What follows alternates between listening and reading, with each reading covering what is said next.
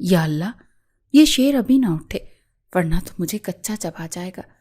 عریشہ نے دل ہی دل میں دعا کرتے ہوئے سانس روکی اور دبے قدموں آریان پاشا کے وسیع عریض کمرے میں داخل ہوئی۔ کمرہ نیم تاریک تھا اور ایئر کنڈیشنر کی ٹھنڈک اس کے ننگے پاؤں میں سنسنی پیدا کر رہی تھی۔ آریان پاشا بیڈ پر اوندھے منہ شرٹ لیس سو رہا تھا۔ اس کی چوڑی مضبوط پشت کسی سوئے ہوئے شیر کی طرح پرسکون مگر پرہیبت لگ رہی تھی۔ عریشہ کا دل کسی خوفزدہ پرندے کی طرح پھڑ پھڑا رہا تھا۔ اس نے بہت احتیاط سے آریان پاشا کا لیپ ٹاپ سائڈ ٹیبل سے اٹھایا۔ وہ آریان سے 9 برس چھوٹی تھی۔ اس کے نکاح میں تھی۔ یہ نکاح اس کی زندگی کا سب سے بڑا طوفان تھا جو 4 سال قبل اسپتال کے ایک اداس کمرے میں اس کی ماں کی آخری سانسوں کے ساتھ برپا ہوا تھا۔ آریان نے آج تک اس سے ایک لفظ بھی نہیں نرمی سے بولا تھا۔ اس کے لیے شوہر نہیں بلکہ ایک ظالم سخت گیر سرپرست ثابت ہوا تھا جس کی موجودگی سے ہی اس کی روح کانپی تھی۔ وہ لیپ ٹاپ اٹھائے پنجوں کے بل چلتی ہوئی ڈریسنگ روم میں گھس گئی۔ اس نے جلدی سے لیپ ٹاپ آن کیا۔ اس کا دل اتنی زوروں سے دھڑک رہا تھا کہ اسے اپنی پسلیوں میں اس کی دھمک محسوس ہو رہی تھی۔ اس نے جلدی سے وہ شکایتی ای میل تلاش کی جو اس کے کالج کے سخت مزاج پروفیسر نے آریان پاشا کو بھیجنے کی دھمکی دی تھی۔ ای میل ان باکس میں سب سے اوپر ہی تھا۔ اس نے کانپتے ہاتھوں سے ڈیلیٹ کا بٹن دبایا اور پھر تسلی کے لیے ٹریش سے بھی اسے ہمیشہ کے لیے حذف کر دیا۔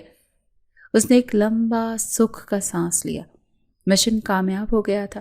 وہ فاتحانہ انداز میں مسکراتی ہوئی پلٹی کہ اس کی مسکراہٹ کی وجہ جم گئی اور وہ سانس حلق میں اٹک گیا۔ سامنے ڈریسنگ روم کے دروازے پر آریان پاشا سینے پر ہاتھ باندھے جھکا ہوا کھڑا اسے ہی دیکھ رہا تھا۔ اس کی گہری سیاہ آنکھوں میں نیند کا کوئی نشان نہیں تھا۔ وہاں صرف ایک سرد شکار کو دبوچنے والی چمک تھی۔ میں عریشہ کی زبان تالو سے چپک گئی۔ وہ مزید گھبرائی جب آریان لمبے ڈگ بھرتا اس کے قریب آیا اور اسے دیوار کے ساتھ لگا دیا۔ اس کا قد آور وجود عریشہ کے گرد ایک آہنی حصار بنا چکا تھا۔ تمہیں واقعی لگتا ہے کہ تم مجھے چکمہ دے سکتی ہو؟ عریشہ اس کی آواز سرگوشی سے بھی زیادہ گہری اور خوفناک تھی۔ تمہیں کیا لگا تم میری کچھاڑ میں آؤ گی، اپنا کام کرو گی اور میں سوتا رہوں گا؟ یہ خوف، یہ دہشت اس کی زندگی کا حصہ کیسے بنی؟ اس کی کہانی 4 سال پہلے شروع ہوئی تھی۔ وہ 10ویں جماعت کی ایک شوخ اور چنچل لڑکی تھی جس کی دنیا اپنی ماں اور سہیلیوں کے تک محدود تھی۔ پھر اچانک ان کی چھوٹی سی دنیا پر قیامت ٹوٹ پڑی۔ اس کی ماں رضیہ بیگم کو آخری سٹیج کا کینسر تشخیص ہوا۔ ڈاکٹر نے جواب دے دیا تھا۔ رضیہ بیگم کو اپنی فکر نہیں تھی۔ انہیں اپنی اکلوتی بیٹی عریشہ کی فکر کھائی جا رہی تھی جو ان کے بعد اس دنیا میں تنہا رہ جاتی۔ ان کی سب سے عزیز سہیلی ثریا بیگم جو ایک بہت بڑے بزنس ٹائکون کی بیوہ اور آریان پاشا کی ماں تھی، ان کی عیادت کے لیے اسپتال آئیں۔ رضیہ بیگم نے روتے ہوئے ان کا ہاتھ تھام لیا۔ ثریا، میرے بعد میری بچی کا کیا ہوگا؟ یہ دنیا بہت ظالم ہے، اسے نوچ کھائے گی۔ ثریا بیگم نے انہیں تسلی دی۔ وہ میری بھی بیٹی ہے رضیہ، میں اسے اپنے ساتھ لے جاؤں گی۔ نہیں رضیہ، رضیہ نے نفی میں سر ہلایا۔ لوگ 1000 باتیں بنائیں گے، میں مر کر بھی اپنی بیٹی پر کوئی حرف نہیں آنے دینا چاہتی۔ یہ میری ایک آخری خواہش پوری کر دو ثریا، اپنی بیٹی کو میرے بیٹے کے نکاح میں دے کر اسے اپنے گھر کی عزت بنا لو۔ آریان سے اس کا نکاح کر دو۔ یہ سن کر ثریا بیگم ششدر رہ گئی۔ آریان جو اپنی مرضی کا مالک اور سخت گیر مزاج تھا، وہ اس رشتے کے لیے کبھی نہ مانتا، لیکن اپنی مرتی ہوئی سہیلی کی آخری خواہش کو وہ رد بھی نہیں کر سکتی تھی۔ انہوں نے فوراً آریان کو فون کر کے اسپتال بلایا۔ آریان جب اسپتال پہنچا اور اسے اپنی ماں کی بات کا علم ہوا تو اس نے صاف انکار کر دیا۔ امی، آپ ہوش میں تو ہیں؟ وہ مجھ سے 9 سال چھوٹی ہے، ایک بچی ہے، میں اس سے شادی نہیں کر سکتا۔ یہ میری زندگی، یہ میری سہیلی کی آخری خواہش ہے آریان، وہ مر رہی ہے۔ ثریا بیگم نے روتے ہوئے کہا، اگر تم نے میری بات نہ مانی تو میں سمجھوں گی کہ میرا کوئی بیٹا نہیں۔ ماں کے آنسوں اور ضد کے آگے آریان بے بس ہو گیا۔ اس نے غصے سے دانت پیستے ہوئے ہاں کر دی۔ اسپتال کے کمرے میں ہی قاضی کو بلایا گیا۔ عریشہ جو اپنی ماں کی حالت پر پہلے ہی رو رو کر نڈھال تھی، اسے جب بتایا گیا کہ اس کا نکاح ہو رہا ہے تو وہ سکتے میں آ گئی۔ اس نے روتے ہوئے اپنی ماں سے کہا کہ امی، آپ کیا کر رہی ہیں؟ یہ تمہارے بھلے کے لیے ہے بیٹی۔ رضیہ نے کھانستے ہوئے کہا۔ آریان نے پتھر جیسے تاثرات کے ساتھ نکاح کے بول ادا کیے اور فوراً ہی بغیر کسی سے ایک لفظ کہے اسپتال سے باہر نکل گیا۔ یہ نکاح اس کے لیے بس ایک زبردستی کا بندھن تھا جسے وہ کبھی نبھانا نہیں چاہتا تھا۔ اس نکاح کے چند گھنٹے بعد ہی عریشہ کی ماں کا انتقال ہو گیا۔ وہ اپنی ماں کی لاش سے لپٹ کر روتی رہی۔ تدفین کے بعد ثریا بیگم اسے اپنے محل نما گھر پاشا ولا لے آئی۔ جس دن عریشہ کی ماں کی تدفین ہوئی اسی شام آریان پاشا 2 سال کے لیے بزنس مینجمنٹ کی اعلیٰ تعلیم کے لیے امریکہ چلا گیا، جیسے وہ اس جبری رشتے اور اس سے جڑی ہر یاد سے بھاگ جانا چاہتا ہو۔ عریشہ اس وسیع و عریض گھر میں اپنی تنہائی اور ایک انجانے مستقبل کے خوف کے ساتھ اکیلی رہ گئی۔ آریان کے جانے کے بعد پاشا ولا کی بلند و بالا دیواریں عریشہ کو کاٹنے کو دوڑتی تھیں۔ ثریا بیگم اس کا بہت خیال رکھتی۔ انہوں نے اسے اپنی ماں کی کمی محسوس نہ ہونے دی اور پوری کوشش کی، لیکن عریشہ کے دل کا زخم بہت گہرا تھا۔ وہ اکثر اپنی ماں کو یاد کر کے روتی رہتی۔ اس کا دل پڑھائی سے اچاٹ ہو گیا۔ وہ جو پہلے ایک اچھی طالبہ تھی، اب کتابیں اسے دشمن لگنے لگیں۔ اس نے بڑی مشکل سے رو دھو کر 10ویں جماعت کا امتحان پاس کیا۔ جب رزلٹ آیا تو وہ بمشکل 2nd ڈویژن میں پاس ہوئی تو اس نے ثریا بیگم سے صاف کہہ دیا کہ مامی مجھے آگے نہیں پڑھنا، میرا دل نہیں لگتا۔ ثریا بیگم نے اسے پیار سے اپنے پاس بٹھایا۔ بیٹا ایسے نہیں کہتے، تعلیم بہت ضروری ہے، لیکن میرا بالکل دل نہیں کرتا، میں کیا کروں؟ عریشہ نے بچوں کی طرح منہ بسوڑ کر کہا۔ ثریا بیگم مسکرائیں۔ تمہیں پتہ ہے آریان کو پڑھی لکھی، سلجھی ہوئی اور خود اعتماد لڑکیاں بہت پسند ہیں۔ وہ کہتا ہے تعلیم انسان کو شعور دیتی ہے۔ یہ سن کر عریشہ نے فوراً فیصلہ بدل لیا۔ اس کے نوعمر دل میں کہیں نہ کہیں خواہش چھپی تھی کہ آریان اسے قبول کر لے، شاید اگر وہ پڑھ لکھ جائے تو وہ اسے پسند کرنے لگے۔ اسی ایک امید پر اس نے کالج میں داخلہ لے لیا، لیکن امید کے سہارے پڑھائی نہیں ہوتی۔ عریشہ کا لاابالی پن اور شرارتی طبیعت کالج جا کر مزید نکھر گئی۔ کتابوں سے اس کی دشمنی برقرار رہی۔ جب بھی کالج میں کوئی ٹیسٹ ہوتا، وہ اپنی کلاس کی سب سے لائق لڑکی مریم کی منت سماجت کر کے اس کے پیپر سے نقل کر لیتی۔ شروع میں تو مریم انکار کرتی، لیکن عریشہ کی معصوم صورت اور چکنی چپڑی باتوں میں آ کر وہ ہر بار اسے اپنا پیپر دکھا دیتی۔ اس کی شرارتیں صرف نقل تک محدود نہیں تھیں، وہ کالج کی سب سے بڑی آفت تھی۔ کبھی وہ اپنی سخت مزاج پروفیسر مس نازلی کی کرسی پر چوئنگم لگا دیتی تو کبھی فزکس لیب میں سوئے ہوئے ڈھانچے کو رات کے اندھیرے میں کوریڈور میں کھڑا کر دیتی، جسے دیکھ کر صبح سویرے چوکیدار ڈر کے مارے بے ہوش ہو گیا تھا۔ اس کی کلاس کی لڑکیاں اس سے تنگ تھیں، کیونکہ وہ ہر ایک کو کوئی نہ کوئی نام دے دیتی اور پھر اسی نام سے چھیڑتی۔ اس کی سب سے بڑی دشمنی مس نازلی سے تھی، جو اسے ہر وقت ڈانٹتی رہتی تھی۔ عریشہ، تم اس کالج کے لیے ایک بدنما داغ ہو، تمہاری وجہ سے پوری کلاس کا ماحول خراب ہوتا ہے، وہ اکثر کہتی۔ عریشہ آگے سے معصومیت سے کہتی، مس میں تو بس سب کے ہنسانے کی کوشش کرتی ہوں، آپ بھی ہنسا کریں، آپ پر غصہ اچھا نہیں لگتا۔ اس کا یہ جواب سن کر پوری کلاس ہنس پڑتی اور مس نازلی کا پارا مزید چڑھ جاتا۔ ثریا بیگم اس کی شکایتوں سے واقف تھی، لیکن وہ اسے پیار سے سمجھاتی اور عریشہ ہر بار وعدہ کرتی کہ وہ آئندہ ایسا نہیں کرے گی، اور پھر اگلے ہی دن کوئی نئی شرارت کر دیتی۔ وہ جانتی تھی کہ عریشہ کے اندر ماں کے مرنے کا جو خلا ہے، وہ اسے ان شرارتوں سے بھرنے کی کوشش کرتی ہے۔ 2 سال پلک جھپکتے گزر گئے۔ عریشہ اب 2nd ایئر میں تھی۔ اس کی شرارتیں اور پڑھائی سے فرار کا سلسلہ ویسے ہی جاری تھا۔ ثریا بیگم اکثر بیمار رہنے لگی تھیں۔ ان کا بلڈ پریشر ہائی رہتا تھا، جس کی وجہ سے وہ عریشہ پر زیادہ توجہ نہیں دے پاتی تھیں۔ اور پھر وہ دن آ گیا جب آریان پاشا اپنی تعلیم مکمل کر کے واپس آ رہا تھا۔ ثریا بیگم بہت خوش تھیں۔ انہوں نے پورے گھر کو سجوایا۔ عریشہ کے دل میں ایک عجیب سی کھلبلی مچی ہوئی تھی۔ وہ خوش بھی تھی اور ڈری ہوئی بھی۔ کیا آریان بدل گیا ہوگا؟ کیا وہ اب اس سے ٹھیک سے بات کرے گا؟ جس دن آریان کو ایئرپورٹ سے واپس آنا تھا، اسی دن عریشہ اپنی تمام تر فکروں کو بھلا کر اپنے پڑوس کے بنگلوں سے بچوں کو اکٹھا کر کے پاشا ولا کے وسیع لان میں کرکٹ کھیل رہی تھی۔ اس نے جینز اور ایک ڈھیلی سی ٹی شرٹ پہن رکھی تھی اور بالوں کی پونی ٹیل بنائی ہوئی تھی۔ وہ پوری طرح کھیل میں مگن تھی۔ اس نے ایک زوردار شاٹ لگائی۔ اسی وقت حویلی کا بڑا گیٹ کھلا اور ایک چمکتی ہوئی سیاہ مرسیڈیز اندر داخل ہوئی۔ گاڑی پورچ میں رکی اور ڈرائیور نے پچھلا دروازہ کھولا۔ آریان پاشا، جو پہلے سے کہیں زیادہ وجیح اور پرکشش لگ رہا تھا، 3 پیس سوٹ میں ملبوس گاڑی سے باہر نکلا۔ اس سے پہلے کہ وہ گھر کے اندر قدم رکھتا، کرکٹ کی تیز رفتار بال سیدھی ہوا میں اڑتی ہوئی آئی اور اس کے سر کے پچھلے حصے پر لگی۔ آہ! اس کے منہ سے تکلیف دہ آواز نکلی اور وہ اپنا سر پکڑ کر رہ گیا۔ عریشہ نے جب دیکھا کہ بال کس کو لگی ہے تو اس کی آنکھیں خوف سے پھیل گئیں۔ وہ آریان پاشا تھا۔ اس کا رنگ فق ہو گیا۔ وہ بیٹ وہیں پھینک کر بجلی کسی تیزی سے بنگلے کے اندر بھاگی۔ رکو، آریان نے غصے سے دھاڑتے ہوئے کہا۔ اس نے عریشہ کو بھاگتے ہوئے دیکھ لیا تھا۔ وہ لمبے لمبے ڈھک بھرتا اس کے پیچھے لپکا اور اس سے پہلے کہ وہ اندر پہنچتی اس نے اس کا بازو پکڑ کر اسے اپنی طرف کھینچ لیا۔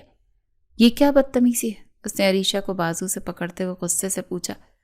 یہ گھر ہے یا کھیل کا میدان؟ اور تمہارا حلیہ کیا ہے؟ اس کی نظریں عریشہ کی جینز اور ٹی شرٹ پر تھیں۔ عریشہ کی تو جیسے زبان ہی گنگ ہو گئی۔ 2 سال بعد اس کا استقبال اس طرح ہوگا اس نے سوچا نہیں تھا۔ اس کی آنکھوں میں آنسو آ گئے۔ جواب دو۔ آریان کی دھاڑ پر وہ کانپ گئی۔ وہ میں کھیل رہی تھی۔ تو کیا گھر کے اندر کھیلا جاتا ہے؟ اور وہ بھی لڑکوں کے ساتھ؟ اس کی آواز میں حقارت تھی۔ شرم نام کی کوئی چیز تم میں ہے؟ یہ کہہ کر اس نے جھٹکے سے اس کا بازو چھوڑا اور اندر چلا گیا۔ عریشہ وہیں کھڑی آنسو بہاتی رہی۔ اس کے دل میں جو چھوٹی سی امید جاگی تھی وہ پہلے ہی لمحے میں ٹوٹ کر کرچی کرچی ہو گئی۔ آریان پاشا نہیں بدلا۔ وہ پہلے سے بھی زیادہ سخت اور ظالم ہو گیا۔ آریان پاشا کی واپسی نے پاشا ولا کی پرسکون فضا میں ایک تناؤ پیدا کر دیا تھا۔ وہ گھر تو آ گیا تھا لیکن اس کا رویہ سب کے ساتھ، خاص طور پر عریشہ کے ساتھ انتہائی سرد اور فاصلے والا تھا۔ وہ دن بھر اپنے آفس یا میٹنگز میں مصروف رہتا، رات کو دیر سے گھر لوٹتا۔ اس نے عریشہ سے کرکٹ والے واقعے کے بعد کوئی بات نہیں کی تھی، لیکن اس کی موجودگی کا احساس ہی عریشہ کو خوفزدہ رکھنے کے لیے کافی تھا۔ عریشہ نے بھی اپنی شرارتیں کافی حد تک کم کر دی تھیں۔ وہ کوشش کرتی تھی کہ اس کا آریان سے سامنا ہی نہ ہو۔ وہ اس کے گھر آنے سے پہلے اپنے کمرے میں چلی جاتی اور سب اس کے جانے کے بعد باہر نکلتی۔ ثریا بیگم اپنے بیٹے اور بہو کے درمیان اس سرد جنگ کو محسوس کر رہی تھی۔ انہوں نے کئی بار آریان سے بات کرنے کی کوشش کی کہ بیٹا، وہ تمہاری بیوی ہے، اسے اس طرح اجنبیوں جیسا سلوک مت کرو۔ امی پلیز، آریان نے بیزاری سے جواب دیا۔ آپ جانتی ہیں کہ وہ نکاح کن حالات میں ہوا تھا۔ میں اسے اپنی بیوی تسلیم نہیں کرتا۔ میرے لیے وہ اب صرف آپ کی ایک ذمہ داری ہے، اس سے زیادہ اور کچھ نہیں۔ یہ سن کر ثریا بیگم کا دل دکھتا لیکن وہ خاموش ہو جاتی۔ وہ جانتی تھی کہ آریان کو منانا آسان نہیں ہے۔ کچھ ہفتوں بعد ثریا بیگم کی طبیعت اچانک بہت خراب ہو گئی۔ ان کا بلڈ پریشر خطرناک حد تک بڑھ گیا اور ڈاکٹر نے انہیں مکمل بیڈ ریسٹ کا مشورہ دیا۔ اس وجہ سے عریشہ کے کالج میں ہونے والے پیرنٹ ٹیچر میٹنگ، جس میں شرکت کرنا لازمی تھا، ایک مسئلہ بن گیا۔ آنٹی، میں میٹنگ میں نہیں جاؤں گی، میں کہہ دوں گی آپ بیمار ہیں۔ عریشہ نے کہا، نہیں بیٹا۔ ثریا بیگم نے کمزوری سے کہا، یہ لازمی ہے۔ تمہاری پروفیسر مس نازلی نے خاص طور پر فون کیا ہے۔ وہ تمہاری پڑھائی کے بارے میں بہت پریشان ہے۔ تو پھر اب کیا ہوگا؟ عریشہ کو فکر ہوئی۔ آریان جائے گا۔ ثریا بیگم نے فیصلہ سنایا۔ یہ سننا تھا کہ عریشہ کے پیروں تلے سے زمین نکل گئی۔ نہیں، وہ نہیں جائیں گے ممی، پلیز، وہ مجھے جان سے مار دیں گے۔ ارے کچھ نہیں ہوتا، میں اس سے بات کروں گی۔ ثریا بیگم نے آریان کو اپنے کمرے میں بلایا اور اسے ساری تفصیل بتائی۔ آریان نے پہلے تو صاف انکار کر دیا۔ امی، میرے پاس ان فضول کاموں کے لیے وقت نہیں ہے۔ آپ جانتی ہیں کہ میری کمپنی کا کتنا بڑا پروجیکٹ چل رہا ہے۔ یہ فضول کام نہیں ہے آریان، یہ تمہاری ذمہ داری ہے۔ ثریا بیگم نے سختی سے کہا، اگر تم نہیں گئے تو میں خود اس حالت میں جاؤں گی۔ پھر اگر مجھے کچھ ہو گیا تو ماں کی دھمکی کے آگے آریان کو ایک بار پھر ہتھیار ڈالنے پڑے۔ اس نے غصے سے ہاں کر لی۔ اگلے دن جب آریان اپنی چمکتی ہوئی گاڑی میں عریشہ کو لے کر کالج کی طرف جا رہا تھا تو گاڑی میں قبرستان جیسی خاموشی تھی۔ عریشہ ڈر کے مارے سیٹ سے چپکی بیٹھی تھی۔ آریان کا چہرہ پتھر کی طرح سخت تھا۔ کالج پہنچ کر وہ سیدھا پرنسپل کے آفس گیا اور پھر انہیں مس نازلی کے پاس بھیج دیا گیا۔ مس نازلی، جو عریشہ سے پہلے ہی بہت تنگ تھی، آریان جیسے وجیح اور باروب شخص کو دیکھ کر کچھ لمحوں کے لیے مروب ہو گئی، لیکن پھر انہوں نے شکایات کا ایک لامتناہی دفتر کھول دیا۔ مسٹر پاشا، مجھے افسوس سے کہنا پڑ رہا ہے کہ آپ کی بیوی اس کالج کی سب سے غیر ذمہ دار اور بدتمیز طالبہ ہے۔ انہوں نے کہنا شروع کیا، یہ نہ تو پڑھتی ہے نہ کسی کو پڑھنے دیتی ہے۔ کلاس میں ہر وقت باتیں کرنا، دوسری لڑکیوں کو تنگ کرنا اور اساتذہ کا مذاق اڑانا ان کا معمول ہے۔ پچھلے ہفتے انہوں نے فزکس لیب کے ڈھانچے پر میرے نام کی تختی لگا دی۔ آریان کا چہرہ ہر شکایت کے ساتھ مزید سخت ہوتا جا رہا تھا۔ وہ غصے سے اپنی مٹھیاں بھینچ رہا تھا۔ عریشہ جو پاس ہی سر جھکائے کھڑی تھی، اس کا دل چاہ رہا تھا کہ زمین پھٹے اور وہ اس میں سما جائے۔ مس نازی نے شکایات کی طویل فہرست ختم کرتے ہوئے کہا، اگر ان کا یہی رویہ رہا تو ہمیں مجبوراً انہیں کالج سے نکالنا پڑے گا۔ آریان نے ایک لفظ کہے بغیر سر ہلایا اور عریشہ کا بازو پکڑ کر تقریباً گھسیٹتا ہوا انہیں کمرے سے باہر لے آیا۔ گاڑی میں بیٹھتے ہی وہ اس پر پھٹ پڑا۔ تو یہ گل کھلا رہی ہو تم کالج میں؟ اس کی آواز اتنی بلند تھی کہ عریشہ کانپ گئی۔ تمہیں شرم نہیں آتی؟ میری عزت کا بھی کوئی خیال نہیں ہے تمہیں؟ لوگ کیا سوچتے ہوں گے کہ آریان پاشا کی بیوی ایک جوکر ہے؟ وہ میں مذاق میں، بکواس بند کرو، وہ دھاڑا۔ یہ آخری وارننگ ہے، اگر آئندہ تمہاری کوئی ایک بھی شکایت مجھ تک پہنچی تو مجھ سے برا کوئی نہیں ہوگا، میں تمہارا گھر سے نکلنا بند کر دوں گا، سمجھے تم عریشہ؟ عریشہ نے روتے ہوئے ہاں میں سر ہلایا۔ گھر پہنچ کر وہ سیدھی ثریا بیگم کے کمرے میں گئی اور ان کے گلے لگ کر پھوٹ پھوٹ کر رو دی۔ مامی، وہ مس نازلی بہت بری ہیں، وہ مجھ سے دشمنی کرتی ہیں، میں نے کچھ نہیں کیا، وہ جان بوجھ کر آریان کے سامنے مجھے ذلیل کر رہی تھی۔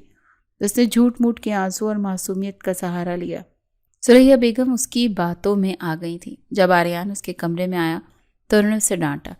تم نے میری بچی کو ڈانٹا؟ قصور اس ٹیچر کا ہے اور تم اسے سنا رہے ہو؟ وہ پہلے ہی اتنی سہمی ہوئی رہتی ہے۔ آریان ماں کے سامنے بے بس ہو گیا، غصے سے پیر پٹکتا ہوا کمرے سے نکل گیا۔ عریشہ نے آنسوؤں کے پیچھے سے اسے جاتے ہوئے دیکھا اور ایک فاتحانہ مسکراہٹ اس کے لبوں پہ پھیر گئی۔ وہ اس بار تو بچ گئی تھی، لیکن وہ نہیں جانتی تھی کہ یہ سکون عارضی ہے۔ آریان پاشا اب اس کی ہر حرکت پر نظر رکھنے والا تھا۔ اس دن کے بعد سے آریان نے عریشہ پر مزید سختیاں عائد کر دیں۔ اس نے گھر کے ملازمین کو ہدایت کی کہ عریشہ کی ہر حرکت کی خبر اسے دی جائے۔ اس کا کالج جانا، اس کے دوستوں سے فون پر بات کرنا، سب کچھ آریان کی نظر میں تھا۔ عریشہ کو لگا جیسے وہ ایک سنہرے پنجرے میں قید ہو گئی ہے، جہاں ہر طرف پہرے دار موجود ہیں۔ اس کا لاؤبالی پن اب خوف میں بدلتا جا رہا ہے۔ آریان اپنے نئے بزنس پروجیکٹ میں بری طرح مصروف تھا۔ وہ اکثر رات گئے تک کام کرتا اور بعض اوقات گھر پر بھی آفس کی فائلیں لے آتا۔ اس کا کمرہ اس کی سلطنت تھی، جہاں کسی کو بھی، حتیٰ کہ ملازمین کو بھی اس کی اجازت کے بغیر داخل ہونے کی اجازت نہیں تھی۔ ایک شام آریان کسی ضروری میٹنگ کے لیے جلدی میں گھر سے نکلا۔ وہ اپنی سب سے اہم پروجیکٹ فائل، جس پر مہینوں کی محنت تھی، غلطی سے اپنے کمرے میں بھول گیا۔ میٹنگ کے دوران جب اسے فائل کی ضرورت پڑی تو اس نے اپنے پرسنل اسسٹنٹ کو فون کیا اور اسے فوراً گھر سے فائل لانے کا حکم دیا۔ اسسٹنٹ جب پاشا ولا پہنچا تو اس نے ثریا بیگم کو آریان کا پیغام دیا۔ ثریا بیگم نے عریشہ کو بلایا، بیٹا ذرا آریان کے کمرے سے وہ نیلی فائل لا دو، اس کا اسسٹنٹ لینے آیا ہے۔ عریشہ کا دل دھک سے رہ گیا۔ مامی، آپ جانتی ہیں اس نے مجھے اپنے کمرے میں جانے سے منع کیا ہے۔ ارے میں کہہ رہی ہوں نا، وہ کام کی فائل ہے، بہت ضروری ہے، جاؤ شاباش۔ عریشہ نہ چاہتے ہوئے بھی انکار نہ کر سکے۔ وہ ڈرتے ڈرتے آریان کے کمرے کی طرف بڑھی۔ اس نے دروازہ کھولا تو کمرہ بالکل ویسا ہی تھا۔ ہر چیز ترتیب سے اپنی جگہ پر تھی۔ بیڈ پر ایک بھی شکن نہیں تھی اور میز پر کتابیں اور فائلیں سلیقے سے رکھی گئی تھیں۔ اسی میز پر نیلی فائل نظر آ گئی تھی۔ اس نے جلدی سے فائل اٹھائی، لیکن جیسے ہی وہ مڑی، اس کا پیر قالین کے کونے میں الجھ گیا اور وہ لڑکھڑا گئی۔ اس کے ہاتھ سے فائل چھوٹ گئی اور وہ سیدھی میز پر رکھے پانی کے جگ سے ٹکرائی۔ شیشے کا جگ فرش پر گر کر چکنا چور ہو گیا اور سارا پانی فائل اور اس کے آس پاس کے کاغذات پر پھیل گیا۔ عریشہ کی آنکھیں خوف سے پھیل گئیں۔ فائل کے اندر موجود نقشے اور حسابات کی سیاہی پانی میں گل کر پھیلنے لگی۔ پوری فائل کا ستیہ ناس ہو چکا تھا۔ یا اللہ، اب کیا ہوگا؟ وہ کانپتے ہاتھوں سے فائل کو اٹھانے کی کوشش کرنے لگی، لیکن اس کے کاغذات مزید خراب ہو گئے۔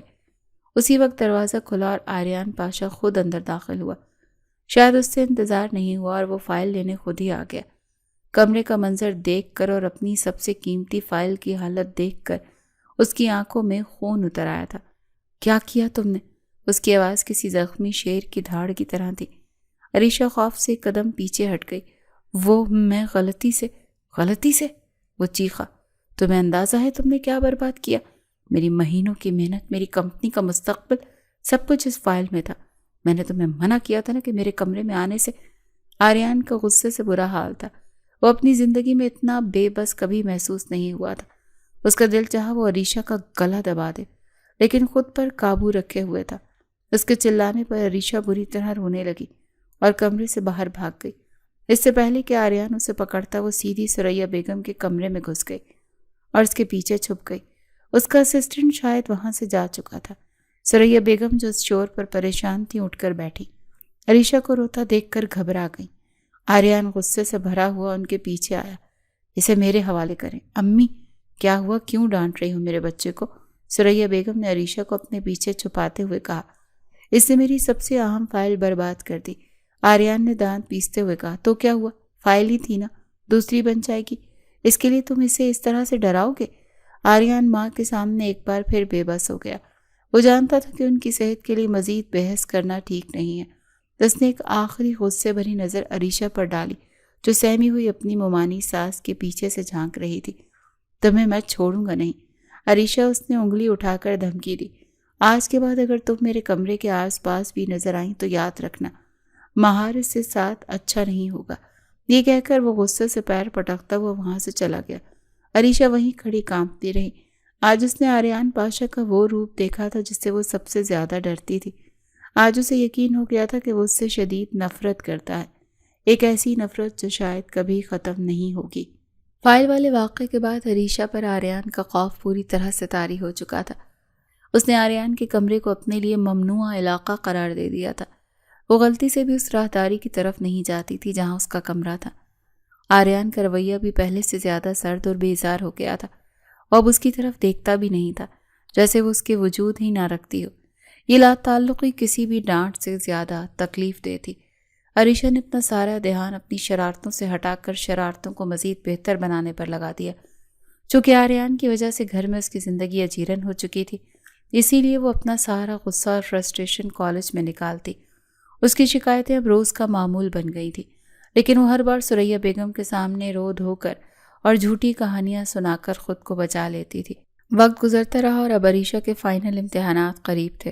اس کی سب سے بڑی پریشانی مس نازلی کا سبجیکٹ تھا جس میں وہ 0/0 تھی۔ مس نازلی نے فیصلہ کر لیا تھا کہ وہ عریشہ کو اس بار فیل کر کے ہی دم لیں گی۔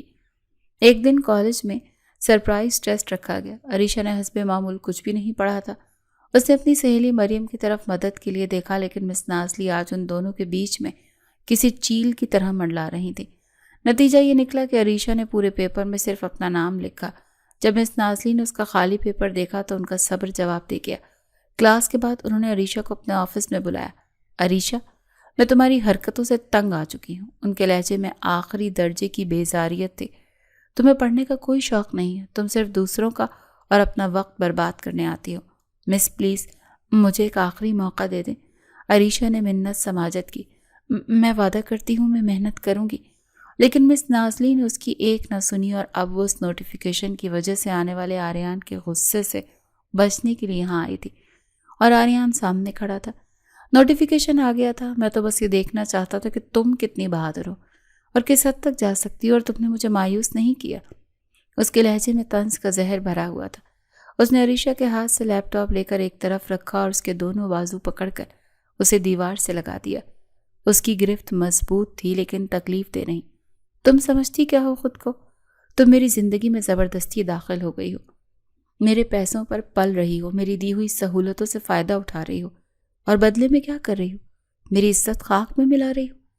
میں نے چپ وہ دھاڑا، ایک لفظ بھی نہیں۔ میرے پیسے حرام کے نہیں جنہیں تم اپنی فضول حرکتوں سے برباد کر رہی ہو۔ تمہارے باپ کا مال نہیں ہے یہ۔ باپ کا تانا عریشہ کے دل میں تیر کی طرح لگا۔ اس کے آنسو تیزی سے بہنے لگے۔ آریان نے اسے روتا دیکھا تو اس کے تاثرات مزید سخت ہو گئے۔ یہ آنسو امی کو دکھانے کے لیے بچا کر رکھو، مجھ پر ان کا کوئی اثر نہیں ہوتا۔ اس نے گہری سانس لی اور اپنی بات جاری رکھی۔ اس بار اس کی آواز پہلے سے زیادہ سرد اور بے رحم تھی۔ ایک بات کان کھول کر سن لو عریشہ، جو کچھ میری ماں نے کیا ہے وہ ان کی مجبوری تھی، ان کی سہیلی کی آخری خواہش تھی۔ اسے سیریس مت لینا۔ میں زبردستی کے نکاح کو نہ تب مانتا تھا نہ اب مانتا ہوں، اور نہ کبھی مانوں گا۔ یہ الفاظ نہیں تھے، تیزاب تھا جو عریشہ کی سماعتوں میں انڈیلا جا رہا تھا۔ تم میری بیوی نہیں، صرف ایک ذمہ داری ہو جسے میں کچھ عرصے کے لیے نبھا رہا ہوں۔ تمہارے لیے بہتر یہی کہ شرافت سے اپنی پڑھائی مکمل کرو، کوئی ڈگری حاصل کرو تاکہ تم اپنے پیروں پر کھڑی ہو سکو۔ جس دن تم اس قابل ہو جاؤ گی کہ اپنی زندگی خود گزار سکو، میں تمہیں طلاق دے دوں گا۔ طلاق کا لفظ سن کر عریشہ نے سکتے کے عالم میں اس کی طرف دیکھا۔ حیران مت ہو، آریان نے بے رحمی سے کہا، میں اپنی زندگی اپنی پسند کی لڑکی کے ساتھ گزاروں گا، ایک ایسی لڑکی جو پڑھی لکھی ہو، سمجھدار ہو اور میرے شانہ بشانہ چل سکے۔ تمہاری جیسی کسی احمق، غیر ذمہ دار اور جھوٹی لڑکی کے ساتھ میں اپنی پوری زندگی برباد نہیں کر سکتا۔ یہ کہہ کر اس نے عریشہ کو چھوڑ دیا، جیسے وہ کوئی گندی چیز ہو جسے چھو کر اس کے ہاتھ میلے ہو گئے ہوں۔ اب دفع ہو جاؤ میرے کمرے سے، اور آئندہ اپنی شکل بھی مت دکھانا۔ عریشہ کے اندر جیسے کچھ ٹوٹ گیا تھا، اس کی رہی سہی امید، اس کا امان، سب کچھ چکنا چور ہو گیا تھا۔ وہ بے جان قدموں سے اس کے کمرے سے نکلی اور سیدھی اپنے کمرے میں آ کر دروازہ بند کر لیا۔ وہ بیڈ پر گری اور پھوٹ پھوٹ کر روتی۔ آج تک اسے اتنی ذلت اور بے بسی محسوس نہیں ہوئی تھی۔ آریان نے صرف اسے جھٹلایا نہیں تھا، اس نے اسے یتیم ہونے کا طعنہ دیا تھا، اس پر کیے گئے احسانات جتائے اور اسے اس کی اوقات یاد دلائی۔ وہ ساری رات روتی رہی، لیکن جب صبح کی پہلی کرن کھڑکی سے اندر آئی تو اس کے آنسو خشک ہو چکے تھے۔ اس کی آنکھوں میں اب کوئی دکھ یا بے بسی نہیں تھی، وہاں ایک ضد تھی، ایک فیصلہ تھا۔ اس نے فیصلہ کر لیا تھا کہ وہ آریان پاشا کو دکھائے گی کہ وہ احمق نہیں، وہ پڑھے گی، دن رات ایک کر کے پڑھے گی، وہ ڈگری حاصل کرے گی، اپنے پیروں پر کھڑی ہوگی، اور پھر اس کے منہ پر اس کا احسان مار کر اس کی زندگی سے ہمیشہ کے لیے چلی جائے گی۔ اسے آریان پاشا کی طلاق کی ضرورت نہیں تھی، اسے اب اس شخص سے آزادی چاہیے تھی۔ آج سے اس کی زندگی کا ایک نیا باب شروع ہو رہا تھا، ایک ایسا باب جس کا عنوان تھا آریان پاشا سے انتقام۔ اس رات کے بعد عریشہ وہ عریشہ نہیں رہی۔ اس کے اندر کی شوخ اور چنچل لاابالی لڑکی کہیں گہری نیند سو گئی، اور اس کی جگہ ایک سنجیدہ، پرعزم اور خاموش لڑکی نے لے لی تھی۔ آریان کے الفاظ اس کے لیے تازیانہ ثابت ہوئے تھے۔ اس نے عریشہ سے بات چیت مکمل طور پر ترک کر دی تھی، وہ اب اس کے سامنے بھی نہیں آتی تھی۔ وہ صبح سویرے اٹھتی، کالج جاتی اور واپسی پر سیدھا اپنے کمرے میں بند ہو جاتی۔ اس کی اس تبدیلی کو سب سے پہلے ثریا بیگم نے محسوس کیا۔ عریشہ بیٹا، کیا بات ہے؟ تم آج کل بہت خاموش رہتی ہو۔ طبیعت تو ٹھیک ہے؟ جی آنٹی، میں ٹھیک ہوں، بس امتحانات قریب ہیں، اسی لیے پڑھائی پر دھیان دے رہی ہوں، عریشہ نے مختصر جواب دیا۔ کالج میں بھی سب اس کی تبدیلی پر حیران تھے۔ وہ اب نہ کسی سے مذاق کرتی، نہ کسی کو تنگ کرتی، وہ سب سے الگ تھلگ لائبریری میں کتابوں میں سر دیے بیٹھی رہتی۔ مس نازلی جو اس سے سب سے زیادہ تنگ تھی، وہ بھی اس کی خاموشی اور سنجیدگی پر حیران تھی۔ عریشہ کے لیے یہ سب آسان نہیں تھا، اس کا دل پڑھائی میں بالکل نہیں لگتا تھا، لیکن جب بھی اس کا دھیان بھٹکتا، اسے آریان کا وہ بے رحم الفاظ یاد آ جاتے، تمہاری جیسی کسی احمق سے شادی نہیں کروں گا۔ یہ الفاظ اس کے ایندھن کا کام کرتے اور وہ دگنی محنت سے پڑھنے لگتی۔ اس کی محنت رنگ لائی۔ جب فائنل امتحانات کا نتیجہ آیا تو سب حیران رہ گئے۔ عریشہ نے نہ صرف کالج میں ٹاپ کیا بلکہ پورے بورڈ میں تیسری پوزیشن حاصل کی تھی۔ مس نازلی کو اپنی آنکھوں پر یقین نہیں آیا۔ انہوں نے عریشہ کو اپنے آفس میں بلا کر مبارکباد دی۔ مجھے تم سے یہ امید نہیں تھی عریشہ، تم نے مجھے غلط ثابت کر دیا، شکریہ مس۔ عریشہ کے لہجے میں کوئی خاص خوشی نہیں تھی، بس ایک سپاٹ پن تھا۔ جب یہ خبر گھر پہنچی تو ثریا بیگم کی تو خوشی کی کوئی انتہا نہ رہی۔ انہوں نے تو پورے گھر میں مٹھائی بانٹی۔ آریان بھی اس وقت گھر پر ہی تھا۔ اس نے جب رزلٹ سنا تو اس کے چہرے پر حیرت کے تاثرات ابھرے، لیکن اس نے عریشہ سے آ کر کچھ نہیں کہا۔ اس کی یہ خاموشی عریشہ کے لیے اس کی کسی بھی تعریف سے بڑھ کر تھی۔ اسے لگا جیسے اس نے اپنی پہلی جنگ جیت لی۔ اس شاندار رزلٹ کی بنیاد پر عریشہ کو ملک کی سب سے بہترین یونیورسٹی میں اسکالرشپ پر داخلہ مل گیا۔ اب اس کی زندگی کا ایک نیا مرحلہ شروع ہونے والا تھا۔ یونیورسٹی کا ماحول کالج سے بالکل مختلف تھا۔ یہاں کوئی اس کے ماضی سے نہیں جانتا تھا۔ وہ اپنی پڑھائی پوری توجہ دیتی اور جلد ہی اس کا شمار یونیورسٹی کے ذہین ترین طالب علموں میں ہونے لگا۔ یہاں اس کی دوستی عامر سے ہوئی۔ عامر ایک متوسط طبقے سے تعلق رکھنے والا خوش اخلاق اور ذہین لڑکا تھا۔ وہ اکثر پڑھائی میں عریشہ کی مدد کرتا اور اس کا بہت خیال رکھتا۔ عریشہ جو ہمیشہ سے توجہ اور محبت کی بھوکی تھی، اسے عامر کی یہ فکر اور احساس بہت اچھا لگتا۔ وہ آہستہ آہستہ اسے پسند کرنے لگی۔ اسے لگا کہ عامر ہی وہ شخص ہے جو اسے سمجھتا ہے اور اس کی قدر کرتا ہے، لیکن وہ عامر کی اصلیت سے بے خبر تھی۔ عامر ایک انتہائی لالچی اور موقع پرست انسان تھا۔ اسے جب عریشہ کو پہلی بار مہنگی گاڑی سے اترتے اور برانڈڈ کپڑوں میں دیکھا تو اسے اندازہ لگا لیا کہ وہ کسی امیر گھرانے سے ہے۔ اس نے ایک منصوبہ بنایا کہ وہ عریشہ کو اپنی محبت کے جال میں پھنسائے گا اور اس سے شادی کر کے اس کی دولت پر قبضہ کر لے گا۔ وہ بظاہر اس کا بہت احساس کرتا تھا، اس کی تعریف کرتا، اسے یقین دلاتا کہ وہ اس سے سچی محبت کرتا ہے۔ عریشہ اس کے جھوٹے جال میں بری طرح سے پھنس چکی تھی۔ اسے عامر کی صورت میں اپنی زندگی کا وہ ساتھی نظر آنے لگا جس کا وہ ہمیشہ سے خواب دیکھتی تھی۔ وہ آریان پاشا کے دیے ہوئے زخموں کا مرہم عامر کی محبت میں تلاش کر رہی تھی۔ اسے احساس ہی نہیں تھا کہ وہ ایک دلدل سے نکل کر دوسرے اور زیادہ گہرے دلدل میں گرنے جا رہی ہے۔ ایک دن عامر نے اسے کہا کہ عریشہ، ہم کب تک اس طرح چھپ چھپ کر ملتے رہیں گے؟ میں تمہارے گھر والوں سے مل کر تمہارا ہاتھ مانگنا چاہتا ہوں۔ یہ سن کر عریشہ گھبرا گئی۔ اسے اپنے اور آریان کے رشتے کے بارے میں کیسے بتاتی؟ اس نے بہانہ کیا، ابھی نہیں عامر، ابھی میری پڑھائی مکمل نہیں ہوئی، صحیح وقت آنے پر میں خود تمہیں سب سے ملواؤں گی۔ عامر نے بظاہر سمجھداری سے سر ہلا دیا، لیکن اس کے دل میں لالچ کی آگ مزید بھڑک اٹھی تھی۔ وہ جلد سے جلد اپنے منصوبے کو کامیاب کرنا چاہتا تھا۔ وقت گزرتا جا رہا تھا اور عریشہ عامر کی محبت کے جال میں مزید الجھتی جا رہی تھی۔ وہ اکثر یونیورسٹی کے بعد ساتھ وقت گزارتے، کبھی پارک میں تو کبھی کسی کیفے میں۔ عریشہ کو اس کی صحبت میں سکون ملتا، ایک ایسا سکون جو اسے پاشا ولا کی پرتعیش دیواروں میں کبھی نصیب نہیں ہوا۔ ایک دن عامر نے عریشہ کو شہر کے ایک مہنگے ریسٹورانٹ میں ڈنر کے لیے مدعو کیا۔ آج میری سالگرہ ہے، اس نے جھوٹ بولا تھا، اور میں یہ دن صرف تمہارے ساتھ منانا چاہتا ہوں۔ عریشہ اس کی بات ٹال نہ سکی۔ اس نے ثریا بیگم سے اپنی دوست کے گھر گروپ سٹڈی کا بہانہ کیا اور عامر کے ساتھ چلی گئی۔ اتفاق سے اسی ریسٹورانٹ کے پرائیویٹ کیبن میں آریان پاشا اپنے غیر ملکی کلائنٹس کے ساتھ ایک اہم میٹنگ کر رہا تھا۔ اس کی میٹنگ ابھی ختم ہوئی ہی تھی اور اس کے کلائنٹس جا چکے تھے۔ وہ بھی وہاں سے نکلنے کا سوچ رہا تھا کہ اس کی نظر ریسٹورانٹ کے مین ہال میں بیٹھی عریشہ پر پڑی۔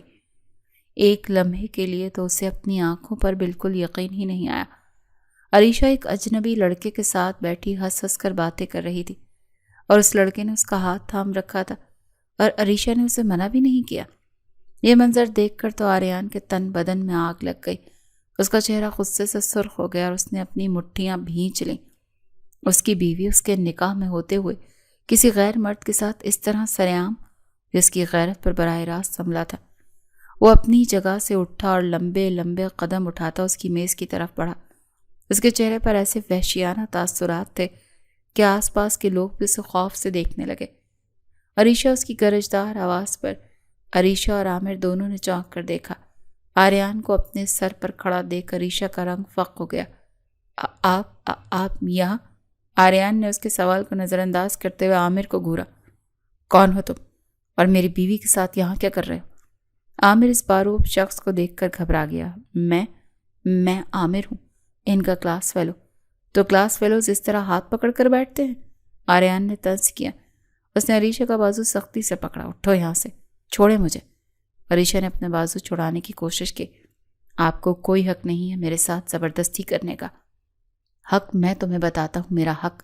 اسے زبردستی وہاں سے گھسیٹتا وہ باہر لے آیا۔ عامر تو ڈر کے مارے اپنی جگہ سے ہل بھی نہ سکا۔ گاڑی میں مکمل خاموشی تھی، لیکن یہ خاموشی کسی طوفان کا پیش خیمہ تھی۔ گھر پہنچتے ہی آریان اسے کھینچتا وہ اس کے کمرے میں لے گیا اور غصے سے اسے بیڈ پر دھکا دیا۔ ہمت کیسے ہوئی تمہاری؟ وہ دھاڑا۔ میرے نام پر ہوتے ہوئے تم اس آوارہ لڑکے کے ساتھ افیئر چلا رہی ہو؟ عریشہ کو بھی آج غصہ آ گیا۔ اس کے اندر کا سارا دبا ہوا لاوا پھٹ پڑا۔ آپ میری زندگی میں دخل اندازی کرنے والے کون ہوتے ہیں؟ آپ ہی تو مجھ سے پیچھا چھڑوانا چاہتے ہیں۔ آپ ہی نے تو کہا تھا کہ اپنی زندگی جیو تاکہ میں تمہیں طلاق دے سکوں، تو اب کیوں تکلیف ہو رہی ہے؟ وہ روتے ہوئے چیخی۔ ہاں، میں عامر سے محبت کرتی ہوں کیونکہ وہ آپ کی طرح ظالم اور بے رحم نہیں۔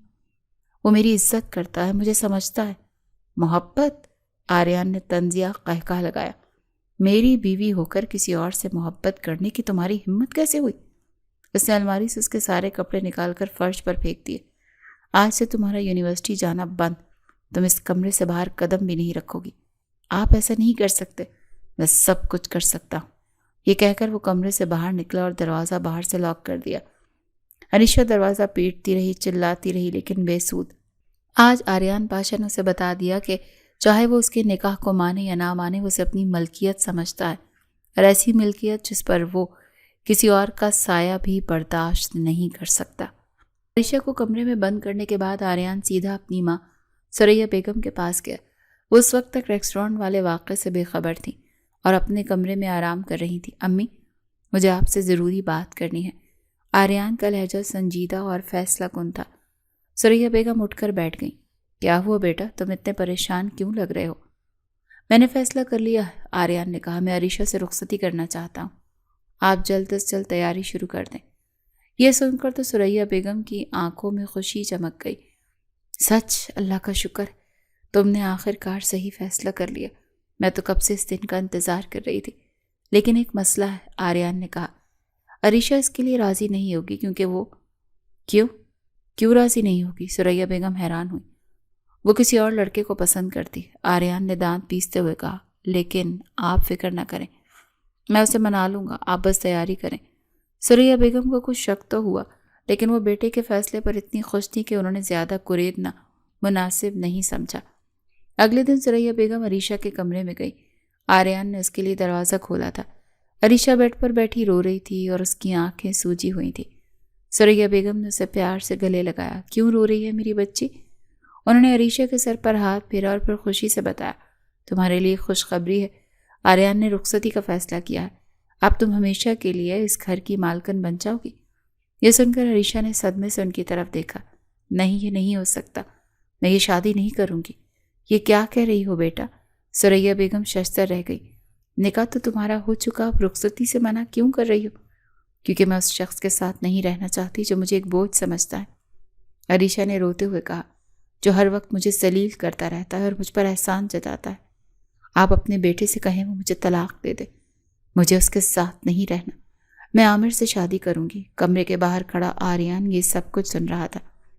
अरीशा के मुंह से तलाक और आमिर का नाम सुनकर उसका खून खौल उठा। उसकी बर्दाश्त की हद खत्म हो चुकी थी। जैसे ही सुरैया बेगम अफसरदा होकर कमरे से बाहर गई, आर्यान अंदर दाखिल हुआ और उसने दरवाज़ा अंदर से लॉक कर लिया। उसे देखकर अरीशा घबरा गई। आप यहाँ क्यों आए? आर्यान धीरे धीरे चलता हुआ उसके करीब आया। उसकी आंखों में खतरनाक चमक थी। तो तुम मुझसे तलाक चाहती हो उस 2 टके के लड़के के लिए? वो 2 टके का नहीं है, अरीशा ने हिम्मत करके कहा। अच्छा, आर्यान ने तंजिया मुस्कुराहट के साथ कहा। शराफत से रुखसती के लिए हाँ कर दो अरीशा, इसी में तुम्हारी भलाई है। कभी नहीं, अरीशा ने नफरत से कहा। आप जबरदस्ती नहीं कर सकते। जबरदस्ती? वो हंसा, एक सर्द हंसी। तुम्हें शायद अंदाजा नहीं कि मैं क्या क्या कर सकता हूँ। मैं तुम्हारा शौहर हूँ, अगर मैं चाहूँ तो इसी वक्त इसी लम्हे तुम पर अपना हक जता सकता हूँ और मुझे कोई नहीं रोक सकता। वो उस पर झुका, उसकी सांसें अरीशा के चेहरे से टकरा रही थी। तुम्हारी इज्जत, तुम्हारी जिंदगी, सब कुछ मेरे हाथ में है। अगर तुमने मेरी बात नहीं मानी तो मैं तुम्हारी जिंदगी को ऐसा जहन्नुम बना दूंगा कि तुम रोज मौत की दुआ मांगोगी। ये एक खुली धमकी थी। अरीशा उसकी कुर्बत और उसके अल्फाज की दहशत से कांप गई। सोच लो अरीशा, उसने आखिरी बार कहा, या तो शराफत से दुल्हन बनो या फिर मेरी जिद का अंजाम भुगतने के लिए तैयार हो जाओ। ये कहकर वो कमरे का दरवाज़ा खोल कर चला गया। अरीशा वहीं बेड पर गिरकर सिसकने लगी। उसके पास अब कोई रास्ता नहीं बचा था। एक तरफ आर्यान की धमकी थी और दूसरी तरफ आमिर की मोहब्बत का भरम। उसने फैसला कर लिया, वो आर्यान के आगे नहीं झुकेगी और वो उसकी कैद से भाग जाएगी। आर्यान की धमकी के बाद अरीशा को लगा जैसे उसके गिर्द घेरा तंग हो गया है। उसके पास अब ज्यादा वक्त नहीं था। उसने किसी तरह मुलाजमा से छुप कर फ़ोन हासिल किया और आमिर को कॉल की। आमिर, मुझे तुम्हारी मदद की ज़रूरत है। उसने रोते हुए उसे सारी सूरत हाल बताई। आर्यान की धमकी और ज़बरदस्ती रुखसती की बात, क्या उसकी हिम्मत कैसे हुई? आमिर ने फ़ोन पर झूठी हमदर्दी और गुस्सा दिखाया। तुम फिक्र मत करो अरीशा, मैं तुम्हें इस जहन्नुम से निकाल लूँगा और हम यहाँ से भाग जाएंगे। भाग जाएंगे? कहाँ? अरीशा घबराई। मैंने सब इंतज़ाम कर रखा है, आमिर ने उसे तसल्ली दी। शहर के बाहर मेरा एक छोटा सा फ्लैट है। तुम आज रात किसी तरह घर से बाहर निकलो, मैं तुम्हें एक पता भेज रहा हूँ, तुम वहाँ पहुँचो, मैं वहीं मिलूँगा। इसके बाद हम एक नई जिंदगी शुरू करेंगे। अरीशा के पास उस पर यकीन करने के अलावा और कोई चारा नहीं था। वो आर्यान के साथ रहने के बजाय मर जाना बेहतर समझती थी। रात के अंधेरे में जब हवेली के सब लोग सो चुके, अरीशा ने अपना छोटा सा बैग लिया और दबे पांव अपने कमरे से बाहर निकली। वो किचन की पिछली खिड़की से जो अक्सर खुली रह जाती थी बाहर निकली और दीवार फलांग कर सड़क पर आ गई। उसका दिल खौफ और एक अनजानी आज़ादी के एहसास से धड़क रहा था। उसने टैक्सी ली और आमिर के बताए हुए पते की तरफ रवाना हो गई। वो नहीं जानती थी कि एक गाड़ी कुछ फासले पर उसकी टैक्सी का पीछा कर रही है। آریان پاشا اتنا بیوقوف نہیں تھا کہ اسے کمرے میں بند کر کے مطمئن ہو جائے۔ اس نے عریشہ پر نظر رکھنے کے لیے اپنے قابل اعتماد آدمی کو لگا دیا۔ جیسے اسے عریشہ کے بھاگنے کی اطلاع ملی وہ خود اس کے پیچھے نکل پڑا۔ اسے غصہ بھی تھا اور ایک عجیب سی فکر بھی۔ عریشہ جب عامر کے بتائے ہوئے فلیٹ پر پہنچی تو وہ ایک ویران اور پرانی عمارت تھی۔ اسے کچھ عجیب لگا، لیکن عامر پر بھروسہ کر کے وہ اوپر چلی گئی۔ فلیٹ کا دروازہ کھلا تھا، عامر اندر اس کا انتظار کر رہا تھا۔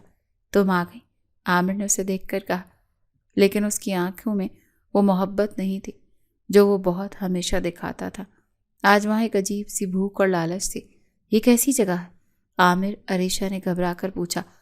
ہماری نئی زندگی کی شروعات ہے، بہترین جگہ ہے، اس نے دروازہ بند کرتے ہوئے کہا اور عریشہ کی طرف بڑھا۔ میں نے تمہارا بہت انتظار کیا عریشہ، اور تمہاری دولت کا بھی۔ دولت؟ عریشہ شرطے رہ گئی۔ ہاں دولت، وہ ہنسا۔ تم آریان پاشا کی بیوی ہو نا، کروڑوں کی وارث۔ میں نے سوچا کیوں نہ اس دولت کا کچھ حصہ مجھے بھی مل جائے۔ اور اس سے پہلے کہ عریشہ کچھ سمجھتی اس نے اسے پکڑنے کی کوشش کی۔ عریشہ چیخی اور پیچھے ہٹی۔ دور رہو مجھ سے، تم نے مجھے دھوکہ دیا ہے۔ دھوکہ تو تمہارے ساتھ قسمت نے کیا ہے۔ وہ اس کی طرف بڑھا۔ آج رات تم یہیں رہو گی میرے ساتھ، صبح ہم تمہارے شوہر سے تمہاری رہائی کی قیمت مانگیں گے۔ وہ عریشہ پر جھپٹنے والا تھا کہ فلیٹ کا دروازہ ایک زوردار دھماکے سے ٹوٹ کر اندر گرا اور سامنے آریان پاشا کھڑا تھا۔ اس کی آنکھیں غصے سے دہک رہی تھیں۔ اسے اندر آتے ہی عامر کے منہ پر ایک زوردار مکہ مارا اور عامر فرش پر گر پڑا۔ آریان نے اسے بالوں سے پکڑ کر اٹھایا اور اسے بے رحمی سے مارنا شروع کر دیا۔ تیری ہمت کیسے ہوئی میری بیوی کو ہاتھ لگانے کی؟ عریشہ خوف سے کانپتی ہوئی دیوار سے لگی یہ سب دیکھ رہی تھی۔ آریان نے عامر کو ادموا کر کے پولیس کے حوالے کر دیا جو اس کے ساتھ ہی آئی تھی۔ پھر وہ عریشہ کی طرف مڑا، اس کا سارا غصہ اب اس کی طرف منتقل ہو گیا تھا۔ اس لڑکی کی خاطر تم مجھے ٹھکرا رہی تھی، اس دھوکے باز کے لیے تم گھر سے بھاگی تھی۔ دیکھ لیا اس کا اصل روپ، عریشہ پھوٹ پھوٹ کر رو دی۔ آپ نے مجھے ہر وقت ڈانٹتے تھے، مجھے ذلیل کرتے تھے۔ وہ مجھ سے پیار کرتا تھا، میں تمہیں اس لیے ڈانٹتا تھا تاکہ تم پڑھو، کچھ بنو۔ آریان نے پہلی بار نرمی سے کہا، تاکہ تم دنیا کو سمجھ سکو اور اس جیسے گدھوں کو پہچان سکو۔ میں تمہیں اس لیے نہیں ڈانٹتا تھا کہ تم یہ سب کرو۔ اس کی آواز میں غصے کے ساتھ ساتھ ایک گہری فکر اور اپنائیت تھی۔ عریشہ نے پہلی بار اس کی آنکھوں میں اپنے لیے نفرت کے علاوہ کچھ اور دیکھا۔ مجھے معاف کر دیں، وہ سسکتے ہوئے بولی۔ آریان نے گہری سانس لی اور اس کے قریب آ کر اس کے کاندھوں پر اپنا کوٹ ڈال دیا۔ چلو گھر چلیں۔ اس رات ان کے درمیان کے سارے شکوے، گلے اور غلط فہمیاں دور ہو گئیں۔ عریشہ کو احساس ہوا کہ آریان کی سختی کے پیچھے اس کی فکر چھپی تھی، اور آریان کو احساس ہوا کہ اس کا طریقہ غلط تھا۔ کچھ ہفتوں بعد پاشا ولا میں دھوم دھام سے ان کی رخصتی ہوئی۔ عریشہ جب سرخ جوڑے میں اس کے سامنے آئی تو آریان نے مسکرا کر اس کا ہاتھ تھاما۔ آج تم واقعی میں میری دلہن لگ رہی ہو، عریشہ آریان پاشا۔ ان کی کہانی کی شروعات نفرت اور مجبوری سے ہوئی تھی، لیکن انجام محبت اور افہام و تفہیم پر ہوا۔